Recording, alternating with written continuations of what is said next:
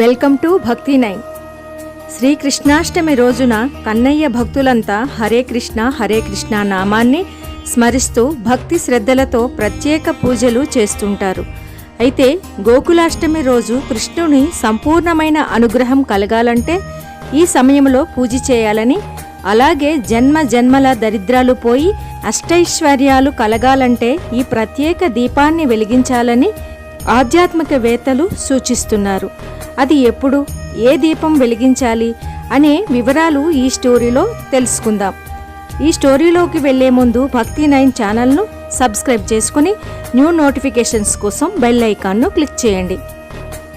జన్మాష్టమి రోజు అద్భుతమైన ఫలితాలు పొందాలంటే ఆగస్టు 26వ తేదీ సోమవారం అంటే తెల్లవారితే ఆగస్టు 27 అర్ధరాత్రి 12:05 నుంచి అర్ధరాత్రి 12:51 మధ్యలో శ్రీకృష్ణుని పూజ చేస్తే శుభ ఫలితాలు లభిస్తాయి. అదేంటి, ఉదయమంతా వదిలేసి అందరూ నిద్రపోయే ముందు పూజ చేయడం ఏంటని ఆశ్చర్యపోతున్నారా?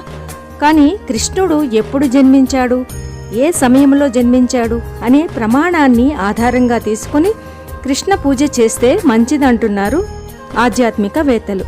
పురాణాల ప్రకారం శ్రీకృష్ణ పరమాత్మ రోహిణి నక్షత్రం అష్టమి తిథి ఉన్నప్పుడు వృషభ లగ్నంలో అర్ధరాత్రి సమయంలో జన్మించాడు. దీన్ని బట్టి ఆయన జన్మ సమయం అర్ధరాత్రి కాబట్టి ఆ సమయంలో పూజ చేస్తే అద్భుత ఫలితాలు కలుగుతాయని చెబుతున్నారు ఆధ్యాత్మికవేత్తలు.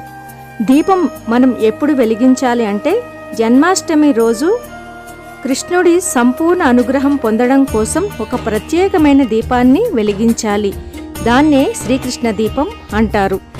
దీన్ని ఎప్పుడు వెలిగించాలంటే వీలైతే రాత్రిపూట పూజ చేసేటప్పుడు వెలిగిస్తే చాలా చక్కటి ఫలితం లభిస్తుంది. లేదు మనకి కుదరని సమయంలో ఆగస్టు 26, 27 తేదీల్లో ఎప్పుడైనా ఏ సమయంలోనైనా వెలిగించుకోవచ్చు. అసలు దీపాన్ని ఏ దిక్కున వెలిగించాలంటే శ్రీకృష్ణ దీపాన్ని ఇంట్లో ఉత్తర దిక్కులో వెలిగించడం శుభకరం. కాబట్టి పూజా గదిలో ఉత్తర దిక్కున కడిగిన ఒక పీటను ఉంచి పసుపు రాసి కుంకుమ బొట్లు పెట్టి దానిపై బియ్యం పిండితో అష్టదళ పద్మం ముగ్గు వేయాలి. బాలకృష్ణుని ఫోటోను దానిపై ఉంచి దాని ముందు భాగంలో మట్టి ప్రమిదలో ఆవు నెయ్యి పోసి అందులో 6 ఒత్తులను కలిపి ఒక ఒత్తిగా చేసి అది ఉత్తర దిక్కు వైపు వెలిగేలా దీపం పెట్టాలి. అంటే ఫోటో, వెలిగే దీపం రెండూ కూడా ఉత్తర దిక్కులోనే ఉంచాలి.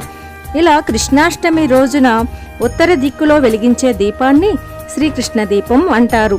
రాత్రిపూట కృష్ణ పూజ వీలు కాని వారు ఉదయం పూజ చేసుకోవచ్చు. ఆ విధంగా చేసేవారు పైన చెప్పిన విధంగా పూజా మందిరంలో ఉత్తర దిక్కున కృష్ణుని ఫోటో పెట్టుకుని శ్రీకృష్ణ దీపం వెలిగించాలి.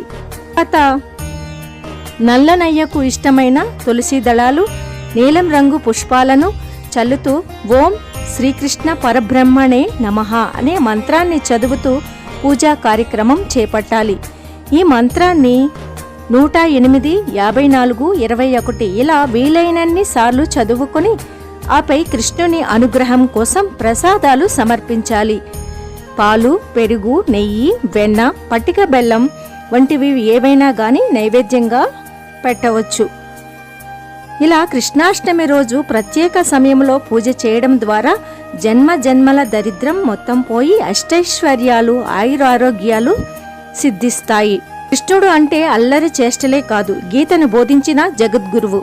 అట్లాంటి శ్రీకృష్ణుని పుట్టినరోజే ఈరోజు. మీ అందరికీ శ్రీకృష్ణాష్టమి శుభాకాంక్షలు. ఫ్రెండ్స్, వీడియోను లైక్ చేయండి, షేర్ చేయండి, కామెంట్ చేయండి. విభిన్న భక్తి కథనాల కోసం భక్తి9 ఛానల్ను సబ్స్క్రైబ్ చేసుకోండి. వీడియోని మొదటి నుంచి చివరి వరకు చూసినందుకు ధన్యవాదములు. తదుపరి వీడియోలో మనం మళ్ళీ కలుద్దాం. అంతవరకు సెలవు. స్వస్తి. కృష్ణం వందే జగద్గురుం.